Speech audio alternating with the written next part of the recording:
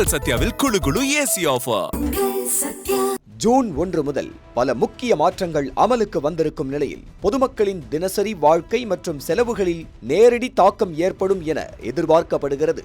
Digital பரிவர்த்தனைகளில் பாதுகாப்பை அதிகரிக்கும் நோக்கில் இனி UPI மூலம் பணம் அனுப்பும் போது பெறுநரின் வங்கியில் பதிவு செய்யப்பட்ட அதிகாரப்பூர்வ பெயர் மட்டுமே காட்டப்படும் விதிமுறை நடைமுறைக்கு வந்துள்ளது. இது அனைத்து முக்கிய UPI செயலிகளுக்கும் பொருந்தும். எரிசக்தி துறையில் வணிக பயன்பாட்டிற்கான LPG சிலிண்டர் விலையை பொதுத்துறை எண்ணெய் நிறுவனங்கள் உயர்த்தியுள்ளன.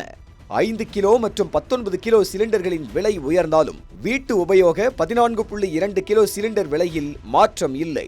வாகனத்துறையில் கார் விலைகள் உயர்ந்துள்ளன.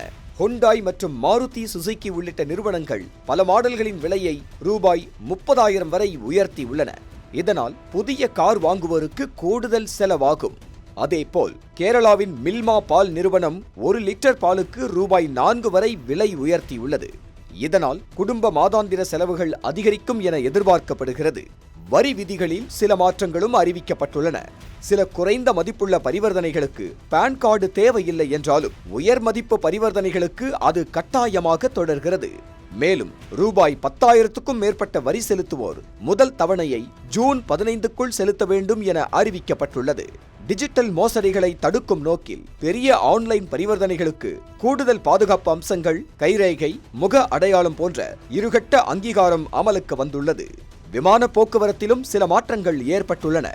ஏர் இந்தியா மற்றும் இண்டிகோ நிறுவனங்கள் சில உள்நாட்டு சேவைகளை தற்காலிகமாக குறைக்க திட்டமிட்டுள்ளன. இதனால் விமான கட்டணங்களில் மாற்றம் ஏற்பட வாய்ப்பு உள்ளது.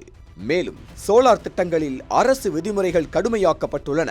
இனி ALMM பட்டியலில் உள்ள சோலார் உபகரணங்கள் மட்டுமே பயன்படுத்த வேண்டும் என்ற கட்டுப்பாடு விதிக்கப்பட்டுள்ளது.